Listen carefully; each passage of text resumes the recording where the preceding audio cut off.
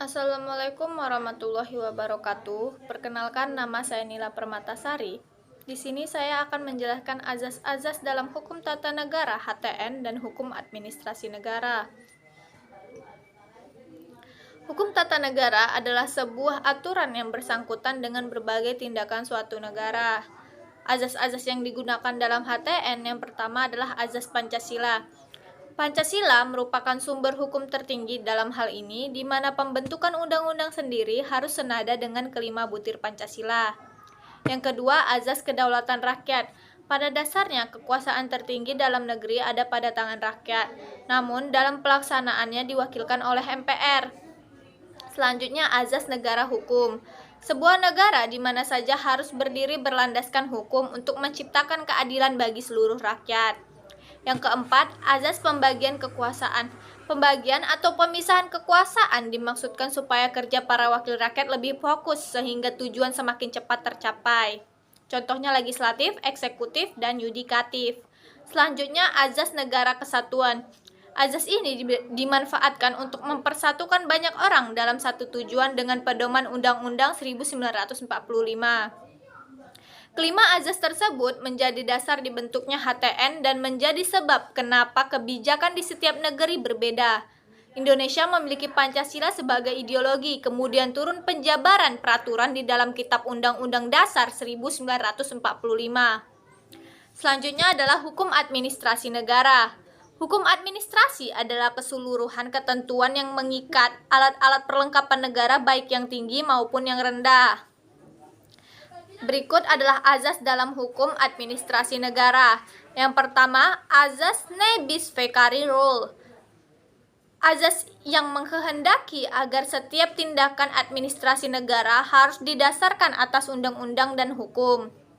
Selanjutnya, azas principle of legality, yaitu azas kepastian hukum, merupakan azas yang menghendaki dihormatinya hak yang telah diperoleh seseorang berdasarkan keputusan badan atau pejabat administrasi negara. Selanjutnya, principle of proportionality atau azas keseimbangan adalah azas yang mengkehendaki proporsi yang wajar dalam penjatuhan hukuman bagi pegawai yang tidak melakukan kesalahan. Selanjutnya adalah principle of equality, azas kesamaan dalam pengambilan keputusan, yakni azas yang menentukan bahwa dalam menghadapi suatu kasus dan fakta yang sama, maka seluruh alat administrasi negara harus dapat mengambil keputusan yang sama. Selanjutnya, principle of correctness atau azas bertindak cermat merupakan azas yang mengkehendaki agar administrasi negara senantiasa bertindak hati-hati agar tidak menimbulkan kerugian bagi masyarakat. Selanjutnya, principle of motivation, yakni azas motivasi. Untuk setiap keputusan yang berarti dalam mengambil suatu keputusan pejabat administrasi negara harus bersandar pada alasan atau motivasi yang kuat, benar, adil, dan jelas. Selanjutnya, principle of non-misuse of competence, yakni azas yang menyatakan bahwa dalam pengambilan suatu keputusan, pejabat administrasi negara jangan sampai menyalahgunakan kewenangan atau kekuasaan. Selanjutnya adalah principle of fair play atau azas Arminian yang layak mengkehendaki agar pejabat pemerintah atau administrasi negara memberikan kesempatan yang seluas-luasnya kepada warga negara atau masyarakat untuk mendapatkan informasi yang benar dan adil. Selanjutnya, principle of reasonable or prohibition of arbitrariness. Azas ini berarti kewajaran dan keadilan. Maksudnya adalah dalam melakukan tindakan, pemerintah tidak boleh berlaku sewenang-wenang atau berlaku tidak wajar. Selanjutnya adalah principle of meeting reset expectation. Azas ini berarti menganggap harapan yang wajar. Principle of meeting reset expectation mengkehendaki agar pemerintah dapat menimbulkan pengharapan-pengharapan yang wajar bagi kepentingan rakyat. Selanjutnya, principle of undoing the consequence of annual decision. Azas ini meniadakan akibat-akibat dari pembatalan suatu keputusan. Selanjutnya, Principle of protecting the personal way of life. Azas ini memiliki pengertian perlindungan terhadap pandangan hidup setiap pribadi. Selanjutnya, Principle of Public Service. Berarti azas penyelenggaraan kepentingan umum. Azas ini memiliki tujuan agar pemerintah dalam melaksanakan tugasnya selalu mengutamakan kepentingan umum. Selanjutnya, azas kebijaksanaan. Azas kebijaksanaan berarti pejabat administrasi negara senantiasa harus selalu bijaksana dalam melaksanakan tugasnya. Selanjutnya, azas-azas peradilan administrasi. Berikut ini beberapa azasnya. Yang pertama, azas kesatuan beracara. Azas kesatuan beracara berarti untuk menegakkan hukum material, maka harus ada kesatuan atau keseragaman beracara bagi peradilan administrasi di seluruh wilayah negara. Selanjutnya, asas keterbukaan persidangan. Azas ini berarti pada azasnya sidang terbuka untuk umum kecuali apabila sengketa yang disidangkan menyangkut ketertiban umum atau berkaitan dengan keselamatan negara, tetapi putusan tetap dibacakan dalam sidang yang terbuka untuk umum. Selanjutnya, azas musyawarah dalam perdamaian. Azas musyawarah dalam perdamaian memungkinkan para pihak untuk bermusyawarah guna mencapai perdamaian di luar persidangannya.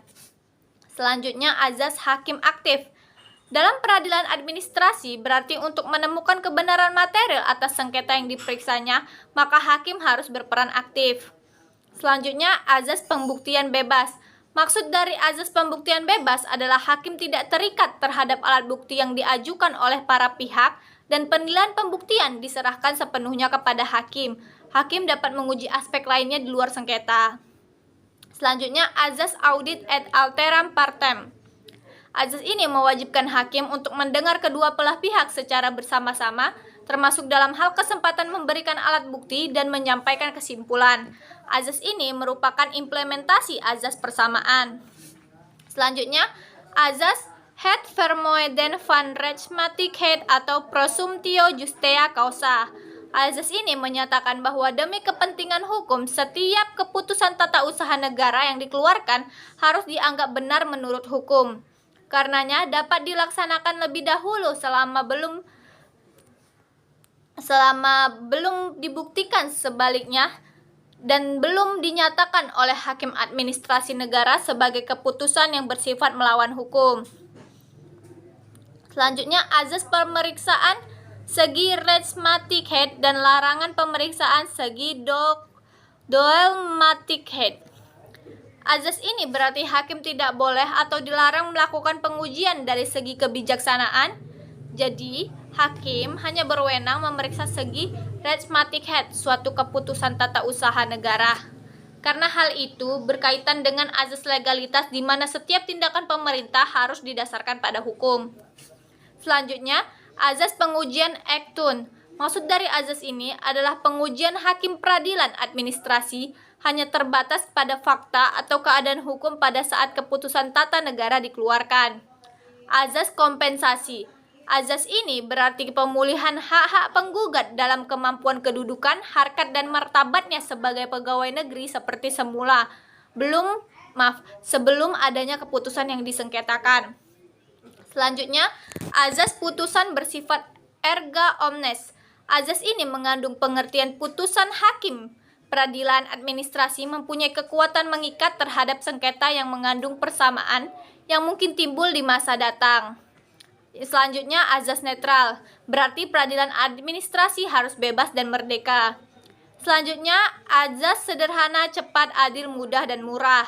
Maksud dari azas ini adalah prosedur beracara dirumuskan dengan sederhana dan mudah dimengerti serta tidak terbelit-belit. Selanjutnya, azas negara hukum Indonesia adalah azas yang eksistensi peradilan administrasi merupakan perwujudan dari cita-cita negara hukum dan salah satu unsur negara hukum adalah peradilan administrasi. Sekian penjelasan saya tentang azas-azas dalam hukum tata negara dan hukum administrasi negara. Apabila ada salah kata, saya mohon maaf. Wassalamualaikum warahmatullahi wabarakatuh.